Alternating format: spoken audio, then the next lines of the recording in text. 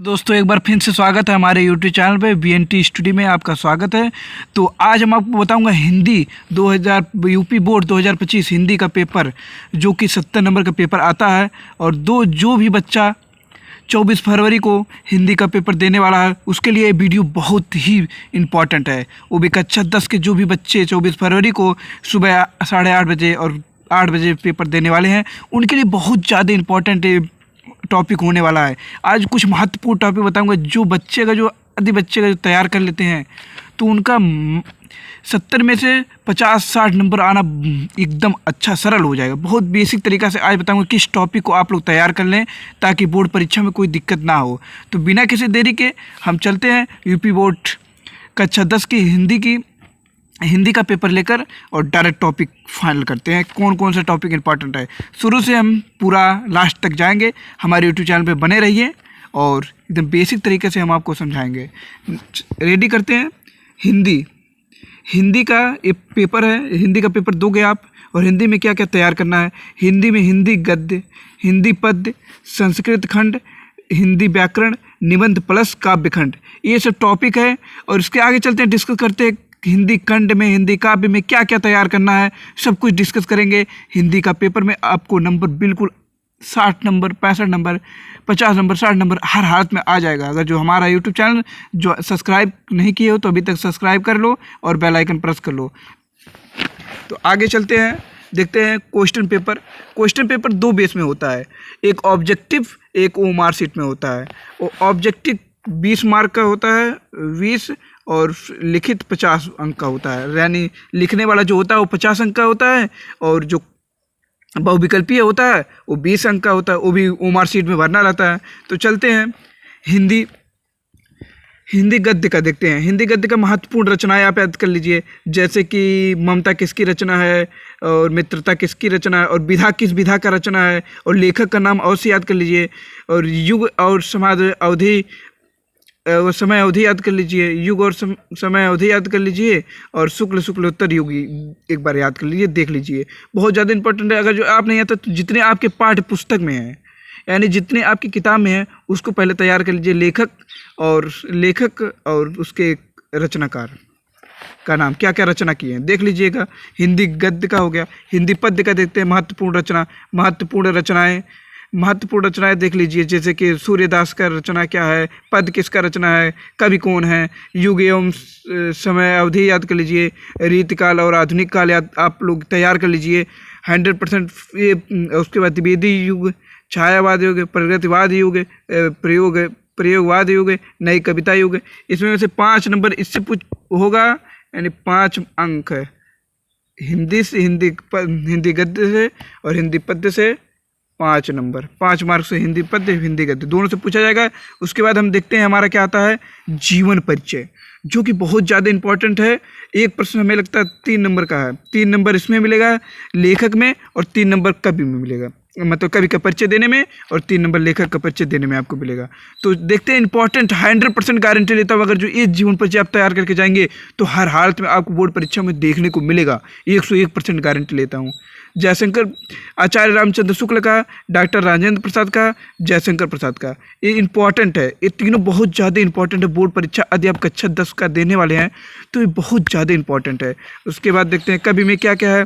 तुलसीदास जी है, सूर्यदास जी है, महादेवी वर्मा है, सुमित्रानंद पंत जी है। ये सब बहुत ज़्यादा इंपॉर्टेंट है। सूर्यदास खासकर इंपॉर्टेंट है इसमें, और इसमें जयशंकर प्रसाद जी बहुत ज़्यादा इंपॉर्टेंट है। जी हाँ, आप इस जीवन परिचय खत्म।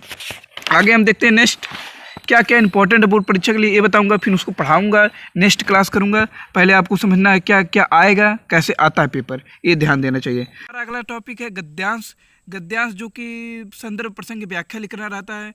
मैं ज़्यादातर 2 बार मतलब आर करके आता है, या ये नहीं तो वो आर लिख सकते हो आप। तो चलते हैं मित्रता आ सकता है, आप बहुत ज़्यादा उम्मीद है मित्रता आने का। ममता जयशंकर प्रसाद जी का आने का। तो भारतीय संस्कृत डॉक्टर राजेंद्र प्रसाद जी का बहुत ज़्यादा इंपॉर्टेंट है गद्यांश में। और पद्यांश में पद सूर्यदास जी का आ सकता है, धनुष भंग और वन पथ पर। तुलसीदास जी का, ये दोनों बहुत ज़्यादा इंपॉर्टेंट है। और बहुत आसान से आपको दो देखने को मिलेगा, जैसे और करके, जैसे कि पहला इसको ना कर पाओ तो एक करो, और सबे रसखान जी का ये भी है, सबे रसखान जी का ये भी है। और ये और करके आता है, जैसे कि आप समझ नहीं पा रहे हैं, जैसे कि यहाँ दिया रहेगा इधर, ये नहीं समझ में आ रहा है तो अथवा भी करके आप लिख सकते हैं। ओके, उसके बाद मैं समझाऊंगा अगले में एकदम राइटिंग करके कैसे पेपर लिखना है, कैसे क्या करना है, सब समझाऊंगा। तो इतना ज़्यादा इंपॉर्टेंट है, आप एक बार लोग फोटो खींच सकते हैं इसकी शॉट, बहुत ज़्यादा इंपॉर्टेंट है, हर बार हर साल आता है, क्योंकि मैं बहुत सारा पेपर देख कर ही बता रहा हूँ। और संस्कृत पद्यांश में संस्कृत पद्यांश में अगर जो संदर्भ लिख दिए तो 2 नंबर फाइनल हो गया, और अनुवाद कर दिए तो 3 नंबर फाइनल हो गया, 3 नंबर और 2 नंबर फाइनल हो गया। उसके बाद क्या होगा, संस्कृत खंड से ये लिया गया, मतलब आएगा प्रश्न। उसके बाद अगर संदर्भ लिख दोगे, हिंदी का अनुवाद लिख दो, हिंदी में अनुवाद कर दोगे तो 5 नंबर फिक्स हो जाएगा। और संस्कृत पद्यांश में इसमें भी 5 नंबर फिक्स हो जाएगा, अगर जो आप संदर्भ लिख देंगे और अनुवाद लिख देंगे। श्लोक टाइप पूछा जाएगा, जैसे कि पद्य का है तो श्लोक टाइप, आप श्लोक टाइप पूछा जाएगा। ठीक है, आगे चलते हैं। निबंध 9 अंक का आता है, बहुत हाई क्वालिटी में आता है, बहुत ज़्यादा अंक का आता है। स्वदेश प्रेम, नारी शिक्षा, प्रदूषण और जनसंख्या वृद्धि, आतंकवाद और विज्ञान। हमें इंपॉर्टेंट लगता है प्रदूषण और जनसंख्या वृद्धि, ये दोनों बहुत ज़्यादा इंपॉर्टेंट है, एक्स्ट्रा करके इंपॉर्टेंट है। और निबंध में रटना उड़ना कुछ नहीं है, बना के एकदम लिखना है। तो बस याद करोगे तो करते ही रह जाओगे, कितना याद करोगे, कुछ समझ में नहीं आएगा। बस केवल बनाओ और लिख कर चले आओ। और लास्ट में आता है, उसके बाद आता है श्लोक, 2 अंक का आता है। अब आप 2 श्लोक याद कर लेना, क्योंकि एक पाठ पुस्तक में तो देगा क्वेश्चन में, ये जो क्वेश्चन है इसमें देगा, और दूसरा 2 श्लोक आप याद कर लेंगे तो बहुत फायदा रहेगा। एक श्लोक 2 नंबर का फिक्स हो जाएगा, 2 लाइन का 2 नंबर फिक्स कर लोगे आप। जो इस ऐसे पूछा जाएगा कि नहीं, एक श्लोक लिखिए जो आपके पाठ पुस्तक में ना आया हो, तो आप 2 श्लोक तैयार कर लेंगे तो आप हर हालत में 2 नंबर फिक्स कर लेंगे। और संस्कृत प्रश्न इस प्रकार पूछेगा, 4 प्रश्न दिया रहेगा, 4 प्रश्न, वो भी छोटा छोटा, किन्हीं 2 प्रश्नों का उत्तर dीजिए। एक प्रश्न 2 नंबर का रहेगा, तो 2 दूना 4 नंबर, 4 में से किन्हीं 2 प्रश्न का ही उत्तर देना आपको संस्कृत प्रश्न में यही पूछा जाएगा। और खंड काव्य में क्या होता है, खंड काव्य हर एक जिले का अलग अलग होता है। तो जो सिद्धार्थनगर से बच्चे देख रहे हैं उनका खंड काव्य मुक्तिदूत तैयार कर लीजिए। और हर एक जिले का अलग अलग मुक्तिदूत होता है, अपने सर से पूछ सकते हैं, इसमें कोई बात नहीं है, सर से पूछ लीजिए और तैयार कर लीजिए। और अभी तो समय बहुत है फिलहाल, लेकिन आप 24 फरवरी को यूपी बोर्ड का पेपर देने वाले हैं हिंदी का, तो आप तैयार रहिए, बिल्कुल निश्चित बढ़िया तैयारी करिए। हिंदी व्याकरण में देखिए, रस में क्या है, हास्य रस और करुण रस याद कर लीजिए। छंद में रोला सोठा, एक नंबर का भी आएगा। अलंकार याद कर लीजिए, समास याद कर लीजिए, उपसर्ग याद, प्रत्यय, ये सब तैयार कर लीजिए, बहुत ज़्यादा इंपॉर्टेंट है। और इसका सबका क्लास लूँगा, धीरे धीरे करके हर एक क्लास लूँगा, क्योंकि आज पहला वीडियो है ना, तो इसीलिए हमने सोचा कि मेन इंपॉर्टेंट जो इंपॉर्टेंट है उसको पहले डाला जाए।